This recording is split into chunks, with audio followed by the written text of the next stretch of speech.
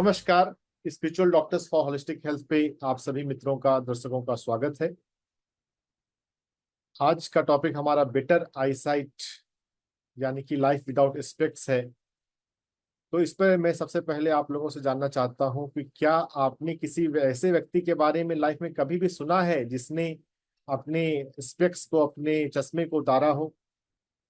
तो मैं डॉक्टर विजय सर, जो हमारे रेगुलर ऑडियंस है, मैं उनसे उनका ओपिनियन जानना चाहूंगा। Doctor Vijay Kumar Verma sir. जी डॉक्टर साहब, हम जब कॉलेज के फर्स्ट ईयर में ही मैंने एक बुक को देखा कि मुझे एक वेस्ट इंडीज का कुलीग था, उसने कहा यार ये बुक जो है पढ़ो, और उसमें यही था, better I site without glasses. वो फॉरेन राइटर ही थे। तो मैंने वो खरीद ली उनको देख के, और वो उस मेरे वेस्ट इंडीज के डॉक्टर का चश्मा पहनता था, वो चश्मे छोड़ दिया उसने लगाने के बाद में। और वो काफी फिजिक्स का वो जो है लॉजिक दिया था उन्होंने।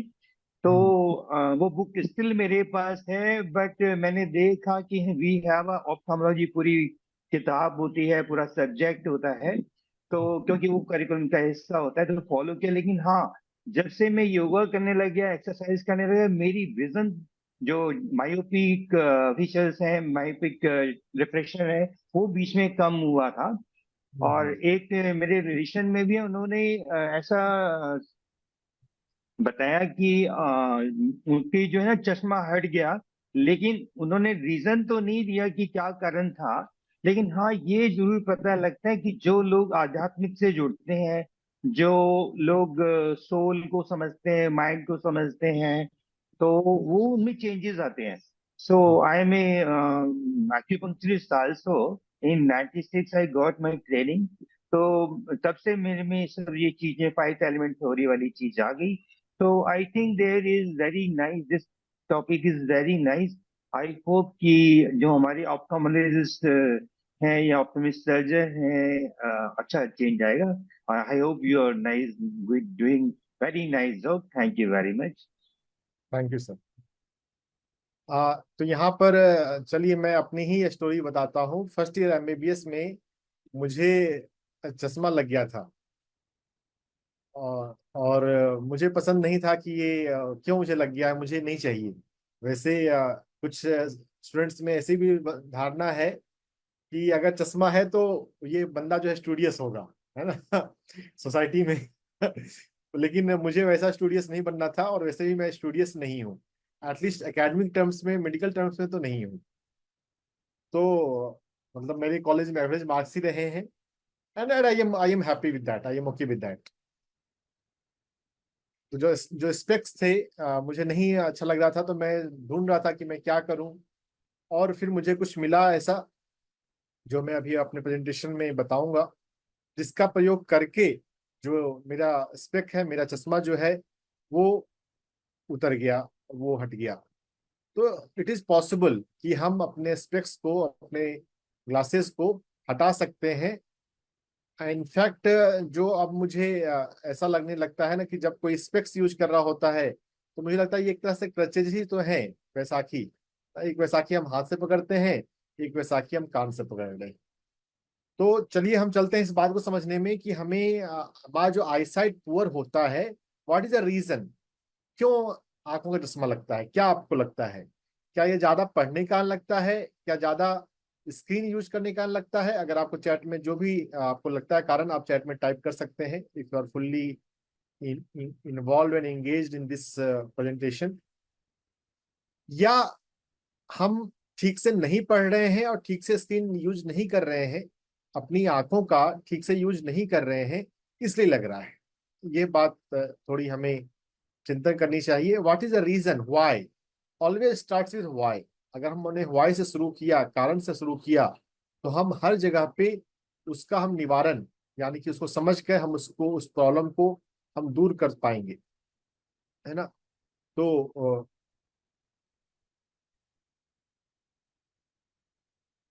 ज्यादातर ओपिनियन यही आ रहे हैं कि it is due to excess screen, bad lighting, ऐसा भी ओपिनियन आ रहा है। My dear friends, it is not about excess screen. But it is improper use of eye in front of screen. हम स्क्रीन से बच नहीं सकते। अभी जब हमें हमारा ये प्रेजेंटेशन चल रहा है तब भी हम स्क्रीन का ही यूज कर रहे हैं, है ना। मैं भी स्क्रीन का यूज करके देख के आपको बोल रहा हूँ, और अभी स्क्रीन के माध्यम से ये सुन रहे हैं। तो स्क्रीन का यूज ज्यादा नहीं हुआ है, मतलब वो that is not the main thing. जब दुनिया में मोबाइल इतना ज्यादा नहीं था, तब क्या लोगों को चश्मा नहीं लगता था? ये बात थोड़ा सोचिएगा। तब भी लोगों को स्पेक्स लगाने पड़ते थे, तब भी चश्मा हुआ करता था। अभी मोबाइल ज्यादा हो गए, लैपटॉप ज्यादा हो गए, तो हमको ऐसा लग रहा है कि हम उसको अ, कारण समझ रहे हैं, है ना। एक बहुत अच्छा जवाब आया है, it is blinking of eyes, है ना। जब ज्यादा स्क्रीन होता है तो हम ब्लिंक करना भूल जाते हैं। That is the reason, very true, यही एक बड़ा रीजन है। It is not the screen, it is excess not blinking our eyes properly. इस बात को बहुत अच्छे से हमें समझ लेने की जरूरत है। It is not about the excess use of screen. हम ज्यादा मोबाइल या लैपटॉप देख रहे हैं उसके कारण नहीं हमें चश्मा लग रहा है। हम आंखों को जो ब्लिंकिंग है हमारी, वो कम हो जा रही है। That is the one reason, one main reason for using, for depending on the eye glasses, है ना। देखिए, जो मोटापे का एक कारण है, वो क्या कारण है? कि हम जो से ज्यादा बैठ रहे हैं, हमारा मूवमेंट कम हो रहा है ना। दुनिया में अभी 30% लोग ओबेज हैं। अभी दुनिया में माल न्यूट्रिशन की उतनी प्रॉब्लम नहीं है जितनी ज्यादा प्रॉब्लम ओबेसिटी की है। ये बहुत इंटरेस्टिंग डेटा है। भले हमको लगे दुनिया में प्रॉब्लम बहुत है, और दुनिया में गरीबी है, और दुनिया में ठीक से खाने को नहीं मिल रहा बहुत लोगों को, बट अगर आप डेटा को देखें, फैक्ट्स को देखें, अभी लोग, मोटे लोग दुनिया में ज्यादा है देन माल नरिश्ड लोग, जिनको ठीक से, गरीब लोग जिनको प्रॉपर फूड नहीं मिल रहा। तो ओबेज लोगों की नंबर ज्यादा होने का कारण क्या है? एक्सरसाइज से ज्यादा हमें फोकस मूवमेंट पे करना है। क्या मूवमेंट जितना हमें करना चाहिए उतना हम नहीं कर रहे। हमें आराम ज्यादा पसंद है, और हम अपने घर में ज्यादा रिस्ट्रिक्ट रखते हैं। अपने चेयर पे, अपने टेबल पे, अपने सोफा पे ज्यादा रिस्ट्रिक्ट रखते हैं। मूवमेंट ज्यादा अगर हो तो ओबेसिटी कम होगी, है ना। एक फैक्टर वो है। डाइट भी फैक्टर है, बिल्कुल हमें कॉन्शियस ईटिंग होनी चाहिए। लेकिन एक दूसरा जो फैक्टर है कि हमारे लाइफ में मूवमेंट नहीं है, तो वही फैक्टर हमारी आंखों के लिए भी हो जाता है। देखिए, जब हम पढ़ाई कर रहे होते हैं, पढ़ते हुए हमारी आंखें नजदीक के लिए, हमारा जो आई का जो फोकल लेंथ होता है, आई लेंस का, वो चेंज होता है। जब हम नजदीक की चीजें को देखते हैं तो आई का फोकल लेंथ एडजस्ट होता है, और हमें नजदीक की चीजें दिखती हैं। जब हम दूर की चीजें देखते हैं तो हमारी आई का फोकल लेंथ चेंज होता है, और एडजस्ट होती है, और उसका फोकल लेंथ चेंज हो जाता है। अगर हम सिर्फ नजदीक की चीजों को देख रहे होते हैं, अगर हम सिर्फ मोबाइल और स्क्रीन, जो भी हम कह रहे हैं कि स्क्रीन के ज्यादा यूज होने से हो रहा है, बेसिकली स्क्रीन जब यूज कर रहे हैं और ज्यादा हम अगर देख रहे हैं, तो हमारी आई की फोकल लेंथ वही रिस्ट्रिक्टेड है, सिर्फ उतने देरों के छोटे डिस्टेंस के लिए। लॉन्ग डिस्टेंस के लिए हमारी आई का फोकल लेंथ चेंज नहीं होता है, वो मूवमेंट, एक्सरसाइज नहीं होता है, वो एक कारण बनता है हमारी आंखों की पुअर आई साइट का। अगर हम टाइम टू टाइम ब्लिंक करें, है ना।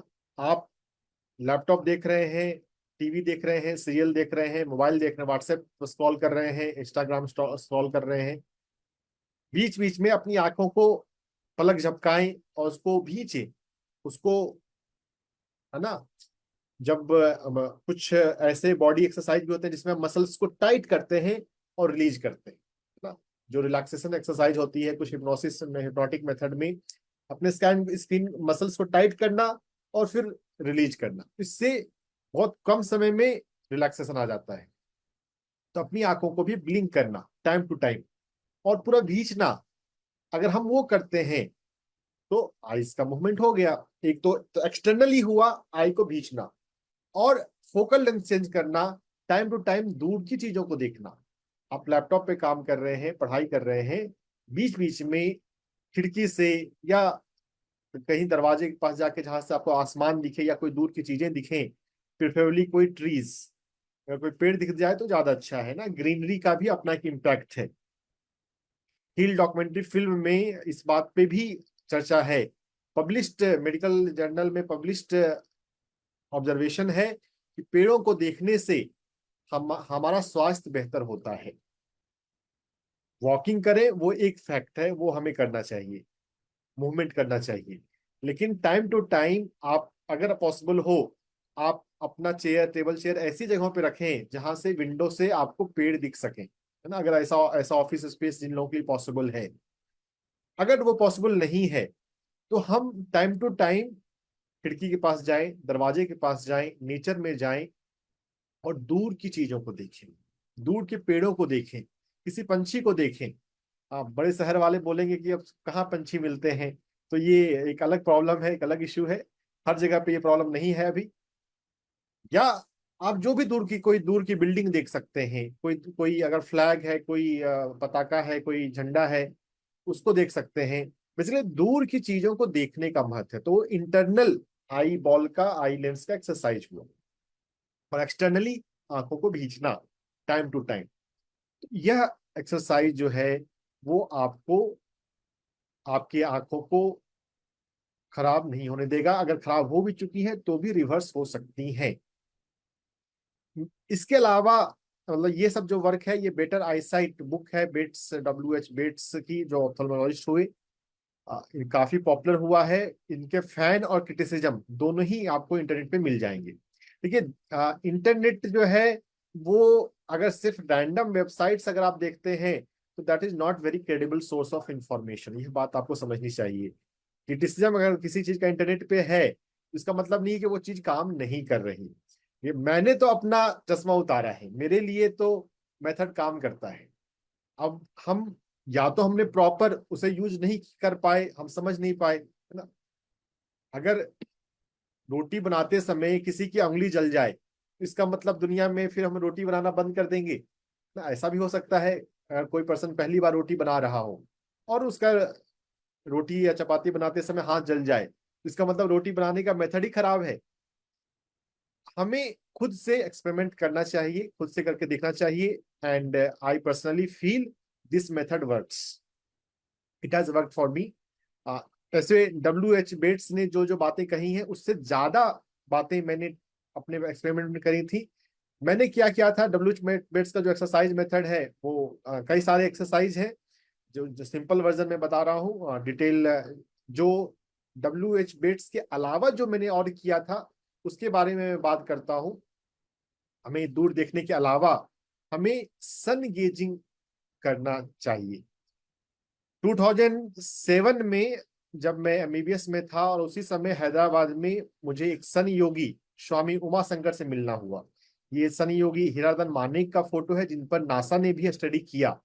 वैसे वो स्टडी कंक्लूसिव नहीं हो पाया, तो इस कारण से वो स्टडी पब्लिश नहीं हुई। It is very interesting. जब तक हम कोई राइट डेटा हम नहीं निकाल पाए तो वो फाइनल स्टडी पब्लिश नहीं हुई। लेकिन वो नासा में उनको बुलाया गया था, और एक लंबे समय के लिए, कई महीनों के लिए उन पर स्टडी हुई थी। इंडिया में DRDO ने भी इन पर स्टडी किया है, हीरातन मानेक पे, जिनके चित्र अभी आप देख पा रहे हैं। अभी ये केरल में रह रहे हैं, ओरिजिनली ये गुजरात के हैं, और हमारे प्लेटफॉर्म पर आए हैं अहमदाबाद के न्यूरोलॉजिस्ट डॉक्टर सुधीर शाह। उन्होंने भी हीरातन मानेक पर स्टडी किया है। तो DRDO ने जब स्टडी के लिए ले लिया, तो उसके बाद अब कोई पब्लिकली बोलना कंफर्टेबल नहीं है, इसलिए कोई वक्तव्य नहीं देते। लेकिन जब इनफॉर्मल मीटिंग में आप जान सकते हैं क्या फाइंडिंग रही है सन गेजिंग के और सन साधना के, है ना। तो वैसे तो सन गेजिंग का एक हायर पर्पस है, एक डिफरेंट पर्पस है, लेकिन यहाँ पर हम अगर आंखों के पॉइंट ऑफ व्यू से समझें तो हमारे सन से ना हमें ऊर्जा मिलती है। जो भी हम भोजन में ऊर्जा लेते हैं, ज्यादातर लोग तो ये बात समझते होंगे, हम फूड जो ले रहे हैं वो एनर्जी के लिए ले रहे हैं, और एनर्जी के लिए बेटर टर्म है प्राणा, प्राण ऊर्जा। तो हम दो तरह की प्राण ऊर्जा या तीन तरह की प्राण ऊर्जा, डिफरेंट वे ऑफ क्लासिफिकेशन है, हम लेते हैं। सूर्य प्राण और पृथ्वी प्राण, सोलर प्राणा एंड अर्थ प्राणा। सोलर प्राणा हम सूर्य से लेते हैं और अर्थ प्राणा हम पृथ्वी से लेते हैं, मिट्टी से लेते हैं।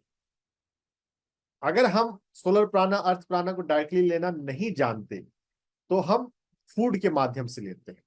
वैसे फूड लेने का ढंग भी बहुत लोगों का पुअर है, वो इतना प्रोसेस्ड फूड ले लेते हैं कि वो प्राणा क्वांटिटी बहुत कम हो जाती है ना। बट जो ओरिजिनल इंटेंशन है फूड लेने का वो तो प्राण ऊर्जा को लेना ही है। तो सूर्य ऊर्जा से अगर हम प्राण ऊर्जा अपनी आंखों के माध्यम से और अपनी स्किन के माध्यम से, तो अभी स्किन जो सन गेजिंग का बिगर यूज है उस पर मैं अभी नहीं जा रहा हूं, जिसमें हम स्किन से भी सोलर प्राण एब्जॉर्व कर सकते हैं। आंखों से, खुली आंखों से सूर्य सनराइज के 1 घंटे के भीतर देखना। देखिए वैसे तो हीरारन माने का लेक्चर, इनका लेक्चर भी यूट्यूब पे अवेलेबल है।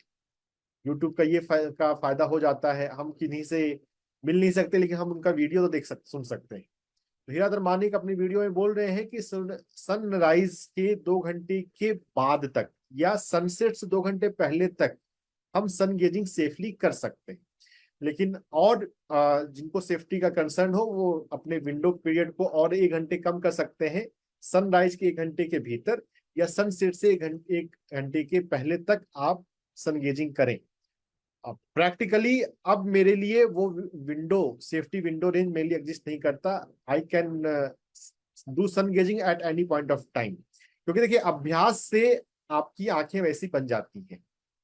और 2007 में या 2006 में, मैं एग्जैक्ट भूल रहा हूँ, हैदराबाद में CMSE continued medico spiritual education नाम का एक प्रोग्राम हुआ था और उसमें सन योगी स्वामी उमाशंकर का मैं लेक्चर सुना था। तो उसमें तो उन्होंने 2 अगस्त के महीने में वो प्रोग्राम था। अगस्त में, अभी भी अगस्त चल रहा है और तेज गर्मी है ज्यादातर जगहों पे, और हैदराबाद में तो ऐसे भी गर्मी और धूप होती है। तेज गर्मी थी और उस टाइम पे उन्होंने दोपहर के 2 बजे लगभग 20 मिनट के लिए सन गेजिंग करके हमें दिखाया। अपने आप में मतलब वहां पे उस टाइम पे तेज धूप थी, मुझे अच्छे से याद है। जो पार्टिसिपेंट्स हैं वो बाहर ओपन में खड़े थे, हमारे लिए खड़े होना भी मुश्किल था क्योंकि गर्मी है, और वो तो आराम से सूरज को देखकर सनगेजिंग कर रहे हैं, है ना। वो क्या है, वो प्रैक्टिस बिल्डअप हो जाने से होता है। सन गेजिंग के वीडियोस जब आप प्रॉपर देखेंगे, हीरातन माने की किताबें भी हैं, फ्री में इंटरनेट पे अवेलेबल है, अगर उनको पढ़ेंगे तो वहां पर तो वो 45 मिनट्स तक गेजिंग आप सेफली कर सकते हैं, ऐसा वो बोल रहे हैं। लेकिन उतनी भी ज्यादा अगर हमें अपने स्पेक्स को उतारना है उतना करने की आवश्यकता नहीं पड़ती है। 5 मिनट भी हम प्रॉपर कर लेते हैं तो it is enough for most of us. और इनफैक्ट जब प्रैक्टिस जब शुरू होती है तो हम प्रैक्टिस शुरू हम 1 मिनट से बस करते हैं। On the first day, on the first week, just practice for sun gazing for 1 minute. Sunrise के 1 घंटे के भीतर आप सूर्य के सामने जाएं और सूर्य को खुली आंखों से देखें। अब हीरातन मानिक और सन योगी स्वामी उमाशंकर, इन दोनों के मेथड में थोड़ा सा बारीक अंतर आता है। हीरातन मानिक जो है वो बोलते हैं कि बस आप सूरज को डायरेक्ट देख सकते हैं। सन योगी स्वामी उमाशंकर जो बंगाल से हैं और उनसे भी आसानी से मिला जा सकता है, उनका मेथड है कि सूरज से थोड़ा सा ऊपर देखना है। ऊपर इसलिए देखने के लिए वो कहते हैं कि जब अगर हम सनराइज को सन को थोड़ा सा ऊपर देख रहे हो तो हमारी आंखों का ये जो ब्लैक पोर्शन है जिसे कॉर्निया कहते हैं, और जो व्हाइट पोर्शन है जो कंजक्टाइवा कहा जाता है, जब हम आंखों को ऊपर सन से थोड़ा सा ऊपर देखें तो हमारा जो आंखों का जो व्हाइट हिस्सा है, जो व्हाइट कंजक्टाइवा है, वो सन के सामने आ जाता है, उसका major portion. And white conjunctiva को सन रेज से कोई हार्म होने की संभावना नहीं है। अगर हम आई का स्ट्रक्चर हम प्रॉपर देखें तो जो कॉर्निया है उसी को सन से, अगर मतलब जिनको यूवी रेज का कंसर्न है, वैसे अभी हम मैं आगे जो बातें बताऊंगा तो उससे आपका यूवी रेज का कंसर्न जो है वो चला जाएगा। फिर भी जिनको यूवी रेज का कंसर्न है वो सन से थोड़ा सा ऊपर देख सकते हैं, क्योंकि अगर हम सनलाइट में अगर खड़े हैं, सन बेदिंग हो रहा है, तो उससे भी आपको फायदा होता है ना। और बिगिनिंग में जब प्रैक्टिस बिल्डअप करना है, 1 मिनट के लिए ही करना है, तो आप वैसा दोनों में से कोई भी मेथड यूज कर सकते हैं। और इस प्रैक्टिस में ध्यान रखने की बात है कि आपको जो शुरुआत 1 मिनट से करनी है और धीरे धीरे प्रैक्टिस बढ़ाना है, डेली 30 सेकेंड, है ना। आपने सुना होगा स्लो विंस द रेस, कछुआ और खरगोश की कहानी है ना, सबको पता है। खरगोश तेज दौड़ने वाला सोचता है कि मैं तो तेज भागूंगा, लेकिन और कछुआ धीरे धीरे चलता है, लेकिन रेस को जीत जाता है ना। तो धीरे चलना लेकिन लगातार चलना, ये लाइफ का फॉर्मूला है। लाइफ में आगे बढ़ने का, सक्सेस पाने का, किसी भी प्रैक्टिस में, किसी भी फील्ड में सक्सेस पाने का फॉर्मूला है धीरे चलना लेकिन लगातार चलना। आप स्लोली प्रैक्टिस बिल्डअप कीजिए, 1 मिनट से शुरू कीजिए और डेली 30 सेकेंड आप बढ़ाइए, है ना, आराम आराम से। आपको अपने आप को, आंखों को थकाने की आवश्यकता नहीं है, इस बात का ध्यान बहुत रखना है। क्योंकि मैंने सन गेजिंग के प्रैक्टिस में मैंने ऐसे लोगों को देखा है जो सन गेजिंग प्रैक्टिस शुरू करते हैं लेकिन फिर किसी कारणों से बंद कर देते हैं। वो कारण क्या होती है? एक कारण होती है एक्जर्सन। उनको जब एक्जर्सन, जब ज्यादा वो रजोगुनी है और जल्दी से अपने प्रैक्टिस को बिल्डअप करना चाहते हैं, मुझे जल्दी फायदा मिल जाए, तो आंखें थकती हैं, तो फिर वो इरिटेशन होता है, तकलीफ होती है और फिर वो प्रैक्टिस बंद कर देते हैं। अगर आप धीरे धीरे प्रैक्टिस को बिल्डअप करते हैं तो आपकी आंखें कंफर्टेबल रहेंगी, वो एडजस्ट करेंगे। जब भी आप कभी सिनेमा हॉल में गए होंगे, अगर आप थोड़ा टाइम से थोड़ा लेट पहुंचे और अचानक से अंधेरा मिले, तो कुछ सेकंड्स के लिए हमारी आंखों के सामने अंधेरा होता है। हम नहीं समझ पाते कि हम कहाँ जा रहे हैं, सीढ़ियां कहाँ हैं, है ना। हमारी आंखों को एडजस्ट करने में थोड़ा टाइम चाहिए। इन बातों को समझते हुए आप टाइम देंगे अगर, तो आप सन गेजिंग का प्रॉपर फायदा उठा पाएंगे। मेरी तरह आप भी अपने स्पेक्स को से फ्री हो सकते हैं, आजाद हो सकते हैं। स्लोली प्रैक्टिस को बिल्डअप करना है। और दूसरा जो सन गेजिंग में इंपॉर्टेंट पॉइंट है, that is grounding, also known as earthing. Earthing concept पे पूरी डॉक्यूमेंट्री फिल्म भी यूट्यूब पे अवेलेबल है। अर्थिंग का सिंपल मतलब है कि पृथ्वी के संपर्क में आना। जब सन गेजिंग हम कर रहे हो, अगर आपके पास वैसा स्पेस, पार्क या मिट्टी अवेलेबल है, तो मिट्टी पर खड़े होकर, नंगे पैर मिट्टी पे या घास पे खड़े होकर उस समय सन गेजिंग करें, दैट इज द आइडियल। अगर वो पॉसिबल नहीं है तो बाद में कभी आप 5 मिनट के लिए, 10 मिनट के लिए मिट्टी पर, घास पर जरूर चलें। जो सूर्य प्राणा जो आपके शरीर में आया है, और हीरातन मानेंगे इसको कहते हैं सोलराइजेशन। जब आपकी बॉडी की सोलराइजेशन हो रही है, grounding is very very essential. मतलब इसको हम ऐसा भी समझ सकते हैं, वैसे जो एनर्जी साइंटिस्ट हैं वो इस पर, इस कंसेप्ट पे पूरी तरह से एग्री नहीं होते हैं। देखिए, डिफरेंस ऑफ ओपिनियन हर एक फील्ड में है। एनर्जी फील्ड के जो साइंटिस्ट हैं, मतलब मुझे ओपनली क्रिटिसिज्म फेस करना पड़ा इस पॉइंट पे। एक बार एक कॉन्फ्रेंस में मैं बोल रहा था और उसके बाद किसी दूसरे का बोलना था, तो अ, ऊर्जा, जो सूर्य की ऊर्जा, सोलर प्राणा हमें हमारी आंखों में आ रही है, तो वो हमारी बॉडी को प्रॉपरली एब्जॉर्व करना है, एसिमुलेट करना है। जैसे हमने भोजन किया, खाना खाया, तो हमें उसको पचाना भी है। सिर्फ भोजन को आप मुंह से खा ले, उससे तो बॉडी में वो नहीं पच जाएगा और लग जाएगा ना। हम उतना भोजन करते हैं जितना हम पचा सकते हैं।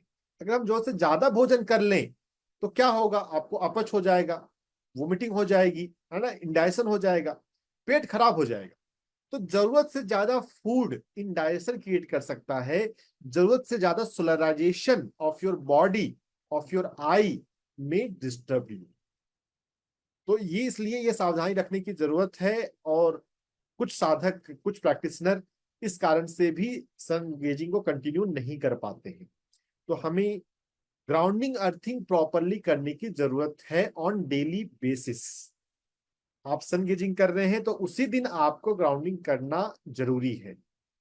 आप सन विदाउट, अगर अर्थिंग और ग्राउंडिंग आप सन गेजिंग करें, I will not advice that ना। वो आपकी बॉडी के लिए हार्मफुल भी हो सकता है सबको हार्म ना करे, तुरंत हार्म ना करे, but some point of time it may disturb your mechanism of your physiology, है ना। समझ में नहीं आएगा आपकी बॉडी में क्या हो रहा है आपके साथ। Earthing is very important. Sun gazing में दो बातों का ध्यान रखना है। अब मैं आता हूं उस पॉइंट पे कि यूवी रेज का कंसर्न हम जैसे लोगों को नहीं है, और उसके पीछे संभाव है मैत्री भाव।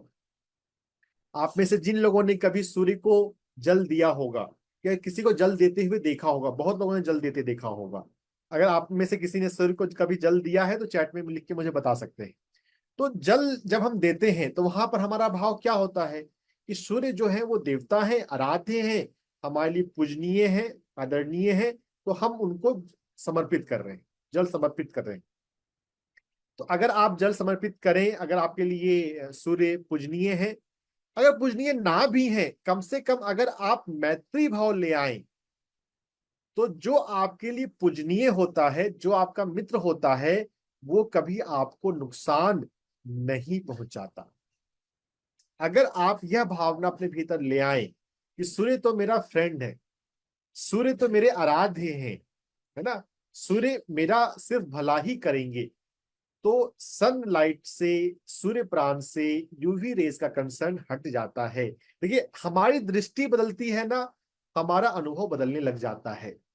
अगर आप किसी नए एरिया से गुजर रहे हो, और अगर आप ये सोचें कि इस एरिया में तो चोरी ज्यादा होती है, कहीं मेरा पर्स चोरी ना हो जाए, और उसी एरिया में कोई दूसरा व्यक्ति गुजर रहा है जो पहली बार गुजर रहा है, लेकिन उसके माइंड में ऐसा कोई कंसेप्ट नहीं है कि हाँ मेरा पर्स या मेरा मोबाइल चोरी हो सकता है।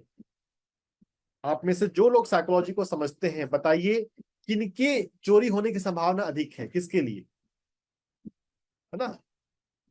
ज्यादातर लोग, कुछ लोग समझ पा रहे होंगे कि जिनके मन में ये धारणा हो कि इस एरिया में चोरी होती है, मेरी भी चोरी कहीं ना हो जाए, उनके लिए उनका पर्स, उनका मोबाइल चोरी होने की संभावना ज्यादा है। तो हमारे थॉट से, हमारे परसेप्शन से हम प्रभावित होते हैं। तो अगर सूर्य हमारा मित्र बन जाए, अगर आप सूर्य को अपना मित्र बना लें, देखिए आराध्य जो लोग बनाते हैं, चलिए वो तो और भी अच्छी बात है, सूर्य देवता। अगर सूर्य देवता नहीं करना चाहें, एटलीस्ट हम फ्रेंड्स बना लें कि सूर्य तो मेरा मित्र है, तो सूर्य जो है सन गेजिंग के समय आपको नुकसान नहीं पहुंचाएगा। आप दोपहर के में समय भी सन गेजिंग कर सकते हैं। वैसे अभी आप एज ए बिगनर ना करें, जब तक आपको प्रैक्टिस करते हुए 3 महीने से 6 महीने नहीं हो जाते हैं, दोपहर में या 1 घंटे की विंडो के अलावा आपको सन गेजिंग नहीं करना चाहिए। लेकिन जब आप 6 महीने आपको सन गेजिंग हो चुके हो करते हुए, जब आपकी प्रैक्टिस अपर 5 मिनट से भी ज्यादा आप कंफर्टेबली सन गेजिंग कर सकते हैं, जब आपके भीतर सूर्य के प्रति मैत्री भाव पूरी तरह स्टैब्लिश हो चुका है, तब आप किसी भी समय सन गेजिंग कर सकते हैं। यूवी रेज से घबराने की जरूरत नहीं है। यूवी रेज से प्रोटेक्शन का एक और मेथड यूज कर सकते हैं। अगर आपको कभी सूर्य के पहले घंटे में आप सन गेजिंग नहीं कर पाते हैं, आपका शेड्यूल ऐसा है कि आपसे दूर है, आप ऐसे एरिया में है कि आपके लिए सन, मॉर्निंग सन या इवनिंग सन अवेलेबल नहीं है, तो दोपहर के समय भी आप पेड़ों के झुरमुट के बीच में से, उसके पत्तों के बीच में से सन गेजिंग कर सकते हैं। आप किसी भी टाइम किसी पेड़ के नीचे से चले जाएं और पत्तों के बीच में से जो सूरज आ रहा है उस पर आप सन गेजिंग करेंगे, तो भी आपको वैसा लाभ मिलेगा। और यहाँ पर जो सूर्य के जो प्राण आ रहा है, सन गेजिंग का एक पॉइंट तो ये है कि सूर्य की प्राण ऊर्जा हमारी आंखों में आ रही है। लेकिन जो दूसरा पॉइंट, जो मेन पॉइंट, हम जो पहले मैंने आपको कहा कि हमारी कम ब्लिंकिंग की वजह से, कम मूवमेंट की वजह से हमारे आंखों को चश्मा लगता है। अगर हम दूर की चीजों को देख रहे हैं, टाइम टू टाइम हम खिड़की से, दरवाजे से कोई दूर की चीज देख रहे हैं, तो सन गेजिंग जब हम कर रहे हैं तो बेसिकली वह चीज भी अचीव हो रही है कि आप दूर की चीजों को देख पा रहे हैं और आपकी आंखें एडजस्ट हो रही हैं, उनका फोकल लेंथ एडजस्ट हो रहा है। और फोकल लेंथ जब एडजस्ट होता है तो आपकी आंखों को कोई प्रॉब्लम नहीं होती है। तो इन बातों को हमें समझना है। इसको इन वाई को आप समझते हुए आप हाउ पर काम करेंगे तो आप अपने आंखों के चश्मे को उतार सकते हैं। पर्सनली आई बिलीव कि आप कितने समय से आंखों का चश्मा यूज कर रहे हैं इससे कोई फर्क नहीं पड़ता। एट एनी एज, आप अगर आप 6 महीने सन गेजिंग कर लें, जिस जिस नियमों को बताते हुए कहा गया है, 1 मिनट से शुरू करना है, डेली 30 सेकंड से इंप्रूव करना है, डेली अर्थिंग करनी है, ग्राउंडिंग करनी है ना। अगर दोपहर में करना पड़ रहा है तो पेड़ों के झुरमुट के बीच में से करना है, तो आपको इंप्रूवमेंट हो सकता है। क्योंकि अभी साइंटिफिक एविडेंस प्रॉपरली अवेलेबल नहीं है। साइंटिफिक एविडेंस मतलब जब तक मेडिकल जर्नल में पब्लिश नहीं होता है, पब्लिश डेटा ही नहीं है, और सिर्फ पब्लिश ही होना ही काफी नहीं है, पीयर रिव्यूड मेडिकल जर्नल में जब तक पब्लिश नहीं होता है तब तक साइंटिफिकली उसको एविडेंस नहीं माना जाता है, नहीं कहा जाता है। हाँ, ये जो मेरा व्यक्तिगत अनुभव है, that is anecdotes, anecdotal evidence. Anecdotes के बेसिस पे मैं ऐसा कह रहा हूं कि हाँ, ये पॉसिबल है कि हम अपनी आंखों का चश्मा जो है वो उतार सकते हैं। और WH बेट्स नाम के साइंटिस्ट ने तो काफी काम किया है, लेकिन चूंकि अब ये नहीं रहे और काफी ये पुराना बात हो चुकी है, और इंटरनेट पर इनके फैन भी हैं और उनके क्रिटिक्स भी हैं, है ना। तो क्रिटिक्स हम बनने से पहले हमें प्रॉपर एक्सपेरिमेंट करना चाहिए। हमारे पास साइंटिफिक टेम्परामेंट होना चाहिए, खुद से हमें एक्सपेरिमेंट करना चाहिए। बिना एक्सपेरिमेंट किए, बिना प्रॉपर वे से एक्सपेरिमेंट किए किसी भी प्रैक्टिसेस पर कमेंट करना समझदारी नहीं है। एज ए साइंटिस्ट मैं ऐसा मानता हूं कि हर एक व्यक्ति को, जब तक प्रॉपर हमने उस पर प्रयोग नहीं किया हो, या किसी ऐसे व्यक्ति ने नहीं, हमने किसी ऐसे व्यक्ति को नहीं जानते हो जिसने साइंटिफिक वे में एक्सपेरिमेंट किया हो। तो एक्सपेरिमेंट करना क्या है?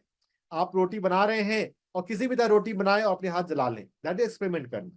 साइंटिफिक एक्सपेरिमेंट करना कि जो रिकमेंडेड है, जो उसके लिए गाइडेंस है, उस गाइडेंस के अनुसार एक्सपेरिमेंट करना।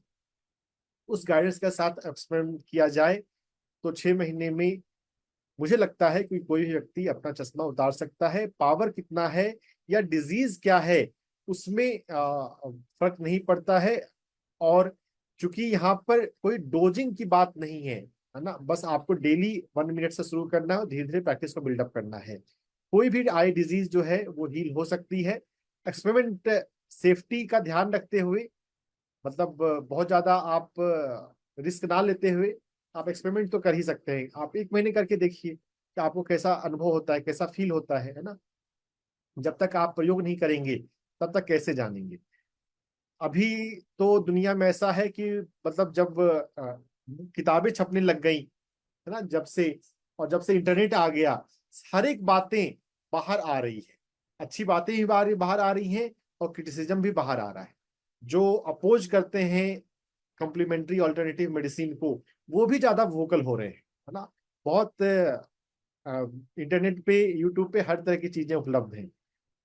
आइडियली हमें खुद से एक्सपेरिमेंट करके देखना चाहिए और फिर समझना चाहिए कि हाँ, ये इसका क्या प्रभाव होता है।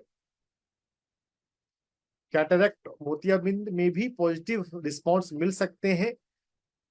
एक बात आती है quality of life, quality of health. अगर पूरी रिकवरी नहीं भी होती है, अगर अगर क्वालिटी ऑफ लाइफ इंप्रूव होती है, क्वालिटी ऑफ हेल्थ इंप्रूव होता है, तो एक जनरल मैन, एक जनरल पर्सन के हिसाब से, एक यूजर पर्सपेक्टिव से, तो ये तो अच्छी ही बात है ना।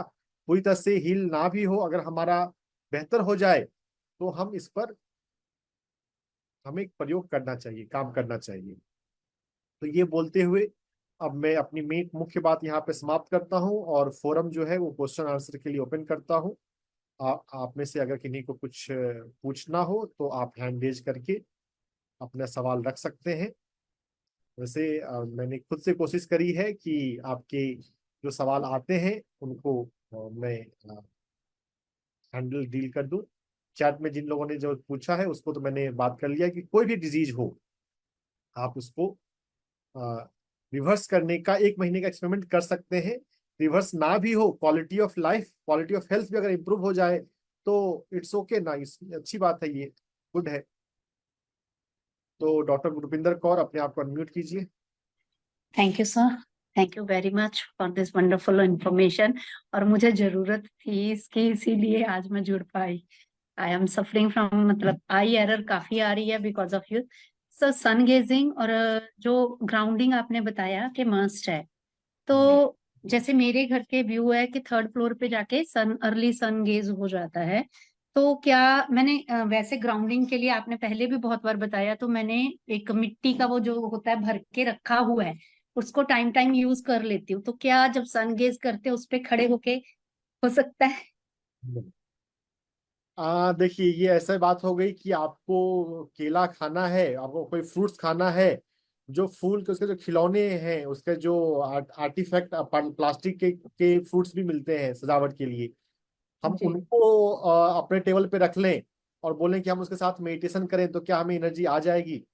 नहीं नहीं सर। सॉरी टू से उससे नहीं आएगी, लेकिन जब ओके। तक पृथ्वी से कनेक्टेड नहीं है उस मिट्टी की वैसा निगेटिव आयंस, इसको निगेटिव आयंस के रूप में भी समझा जाता है, लेकिन निगेटिव आयंस से ज्यादा ये सोलर प्राणा है, ये अर्थ प्राणा है, उससे वो चीज नहीं हो सकती।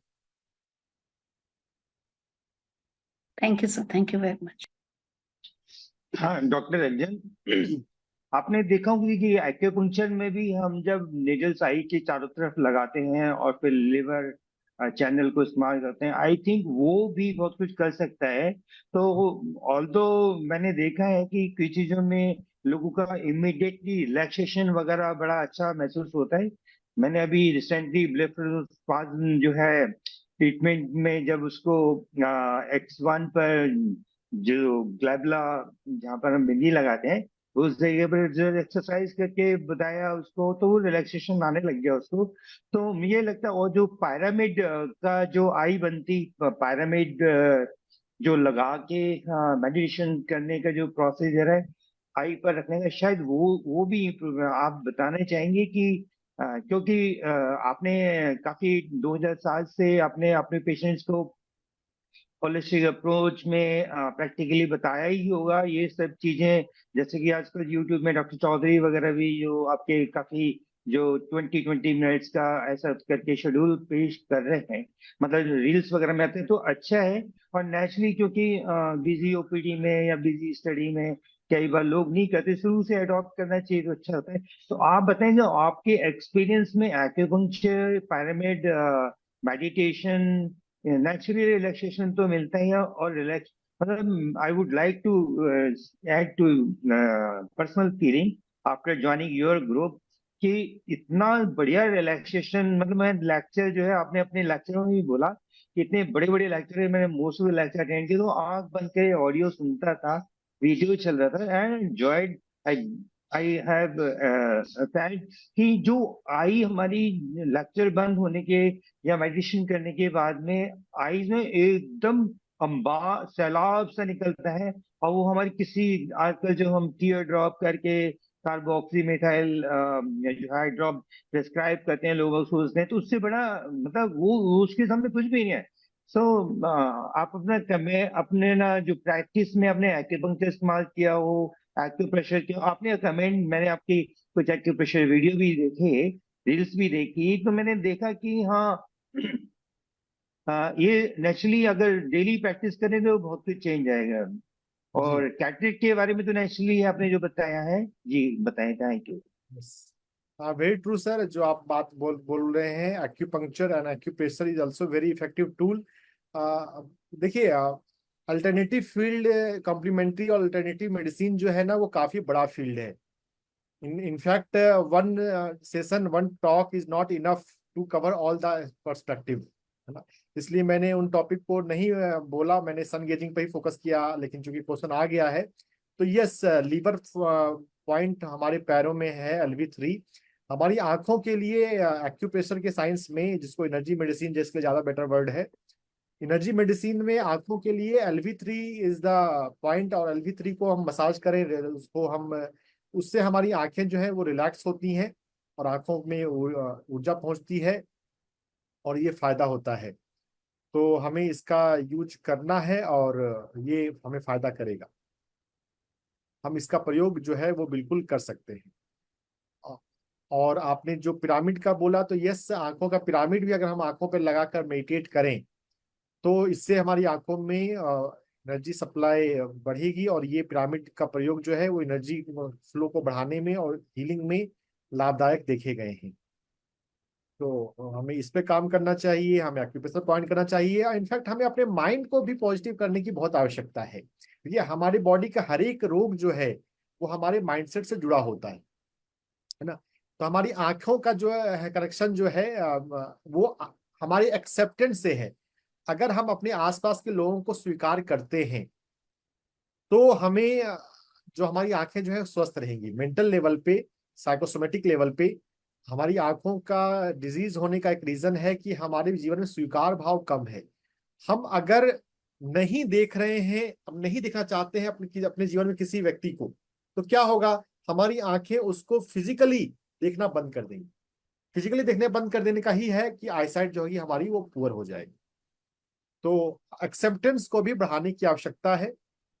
एक्सेप्टेंस को बढ़ाएंगे तो हमारी आंखें स्वस्थ होंगी।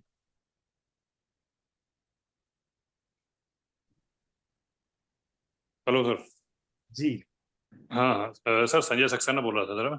हाँ संजय जी। सर मेरी आंख में एक वो जो राइट आई में कैटरेक्ट वाइट है, हो गया है अभी। करीब एज मेरी 54 के करीब। हाँ बोलिए, आगे बोलिए।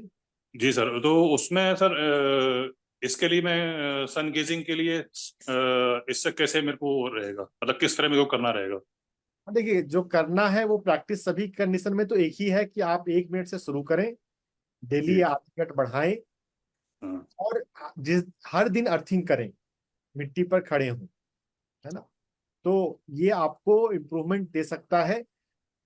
हमारे पास पब्लिश्ड एविडेंस नहीं होने की वजह से as a doctor, as a मतलब मैं ओपन प्लेटफॉर्म पे मैं कैन नॉट गारंटी यू, क्योंकि हमारे पास पब्लिश्ड एविडेंस नहीं है। सन गेजिंग पे एक्सपेरिमेंट हुए ही नहीं है तो एविडेंस कहाँ से आएंगे।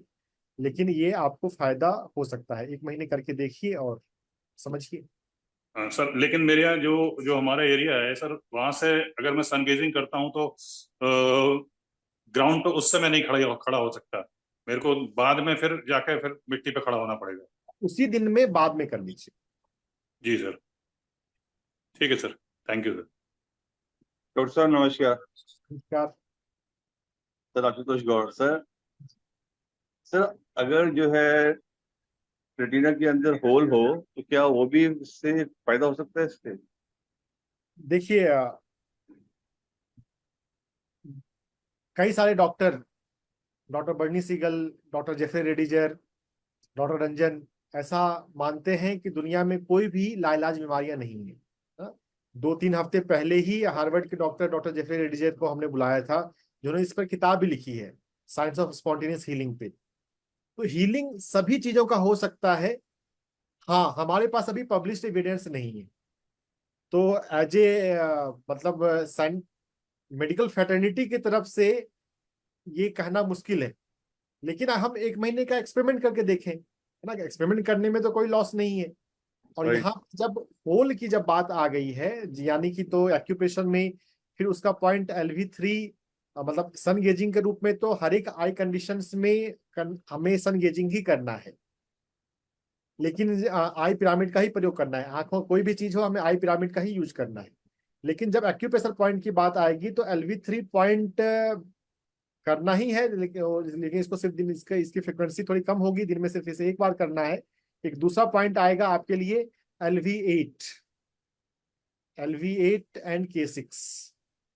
वो रेटिना में जब होल है उसके लिए रिकमेंड करना होगा। ये एक अलग कंडीशन है, तो आप उसको बाद में संपर्क करके, या आप गूगल पे भी डालेंगे LV8 acupuncture point, K6 acupressure point, तो आपको उसका चित्र मिल जाएगा, आप उसका प्रयोग कर सकते हैं। प्रैक्टिस फॉर 1 मंथ एंड सी क्या होता है। Right. Right sir, thank you sir. नमस्कार सर। नमस्कार। सर मेरा भी एक क्वेश्चन है। जी। सर वो ये कि क्या जिसकी आई सिलेंड्रिकल होती है उनको भी ये सन ग्लेजिंग करने में मदद मिलेगी? और यस। बाय बर्थ अगर किसी की हो तो क्या उसका इफेक्ट पड़ेगा? इलाहाबाद में एक्यूप्रेशर का संस्थान है, एक्यूप्रेशर रिसर्च शोध संस्थान। वहां पर एक्यूप्रेशर के प्रयोग के द्वारा एक बॉर्न ब्लाइंड पर्सन का भी विजन लौटा है, ऐसा उनके मैगजीन में एक अनुभव प्रकाशित हुआ था, है ना। तो एक्सपेरिमेंट करके देख सकते हैं। सन गेजिंग करने से फायदा हो सकता है। सन गेजिंग करना है, साथ में आई पिरामिड का उपयोग करना है, तो फायदा होना चाहिए। Right, thank you sir, thank you for answering. Hello sir. Afroza. जी सर, मैंने पूछना चाहती हूँ कि मेरे आँख में सेंटर पॉइंट में मैं नहीं दिखती हूँ। क्या आवाज ज्यादा स्पष्ट आलो में नहीं आ रही, कोई जोर से बोलिएगा। नहीं, हेलो सर। हाँ। मेरे आँख की सेंटर पॉइंट से मैं नहीं दिखती हूँ। जब कम रोशनी होती है, जैसे कि दिन में तो ऐसा नहीं होती, पर कम रोशनी से मैं सेंटर पॉइंट में नहीं दिखती हूँ, जिसकी वजह से मैं ठीक से कंफर्ट जो बोलती है, जो सोने के बाद भी मुझे कंफर्टनेस नहीं आती है, फ्रेशनेस नहीं आती है लास्ट 7-8 ईयर से। तो मेरे डॉक्टर को बोला कि मेरे आई में होल है, तो लेजर कराया मैंने पिछले साल, लास्ट ईयर। तो उसके बाद ये ज्यादा खराब हो गया। तो मैंने क्या कर सकती, इसलिए मैं आपकी अपॉइंटमेंट चाहती थी। तो यहाँ से मैं बांग्लादेश से हूँ। तो यहाँ से पेट नहीं करा जाता आपको इंडिया में, इसलिए मैं नहीं ले पाती। नहीं, ठीक है, आप अपॉइंटमेंट लेके तो प्रॉपरली आपके केस को, अपना रिपोर्ट आप मुझे भेजिएगा मेल पे या व्हाट्सएप पे, फिर आपको प्रॉपर आपके लिए बताऊंगा। अभी इन जनरल जी। बता देता हूँ। देखिए, जो आपने बताया है कि सेंट्रल विजन आपका नहीं है, तो आई पिरामिड आपको हेल्प कर सकता है। आई पिरामिड का डेली 20 मिनट के लिए इसको पहनकर मेडिटेशन करना शुरू कीजिए। और सन गेजिंग जो है, वो सन गेजिंग हम स्लो प्रैक्टिस के साथ हम शुरू कर सकते हैं। 1 मिनट से शुरू करना है, डेली 30 सेकंड्स करना है। ऐसा 1 मंथ करके आप देखें क्या होता है, और उसके बाद फिर डिस्कस करें कि हाँ, मुझे ऐसा फीलिंग हो रहा है, ऐसा एहसास हो रहा है, इसमें मैं क्या करूं, इसे कंटिन्यू करूं कि इसे मैं बंद करूं। है ना, जब जब कोई स्पेसिफिक डिजीज है, तब फिर थोड़े से पर्सनलाइज्ड गाइडलाइन की जरूरत होती है ना। बिल्कुल ओपन में बातें नहीं कही जा सकती। मतलब और भी फैक्टर निर्भर करता है कि आपका आपका लीवर कैसा है, आपका किडनी कैसा है, आपके ओवरऑल हेल्थ कैसा है। अगर बाकी हेल्थ आपका प्रभावित है, तो फिर ज्यादा सावधानी रखनी पड़ेगी, ज्यादा प्रिकॉशन लेना है। अगर बाकी हेल्थ अगर आपका ओके है, तो फिर हम इसमें हम आगे बढ़ सकते हैं। तो पर्सनलाइज गाइडेंस के लिए अपॉइंटमेंट पे ही बात करना सही रहेगा। तो ओके सर। ठीक है। Thank you sir. तो दोस्तों, अब हमारा मेडिटेशन का समय हो रहा है। अब हम चलते हैं मेडिटेशन पर। मेडिटेशन जो है, वो तो सभी रोगों को हील करने में सहायक है, इनफैक्ट हील करता है। अगर हम पब्लिश्ड एविडेंस की बात करें, तो अमेरिकन हार्ट एसोसिएशन भी का मैं मतलब कल भी मैंने देखा, अमेरिकन हार्ट एसोसिएशन ने का भी उनके वेबसाइट पे भी है कि मेडिटेशन इज एडजुवेंट थेरेपी। ध्यान से हम अपनी हीलिंग में मदद पा सकते हैं। और जब प्रॉपर समझें, तो यह तो एक सोलो थेरेपी के रूप में भी प्रयोग किया जा सकता है। अगर अभी इमरजेंसी की सिचुएशन नहीं है, क्रोनिक केसेस में जो पुरानी बीमारियां हैं, उसमें हम सोलो थेरेपी के रूप में भी तो यूज आराम से कर सकते हैं। तो मेडिटेशन प्रैक्टिस में हम चलते हैं दोस्तों।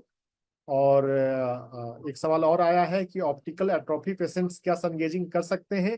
ये सन गेजिंग हर एक व्यक्ति कर सकता है। सन गेजिंग स्टार्ट करने का, 1 महीने करने का जो गाइडलाइन में बताया गया है कि 1 मिनट से शुरू करना है, आधा मिनट हर दिन इंगेज करना है, और डेली अर्थिंग करनी है।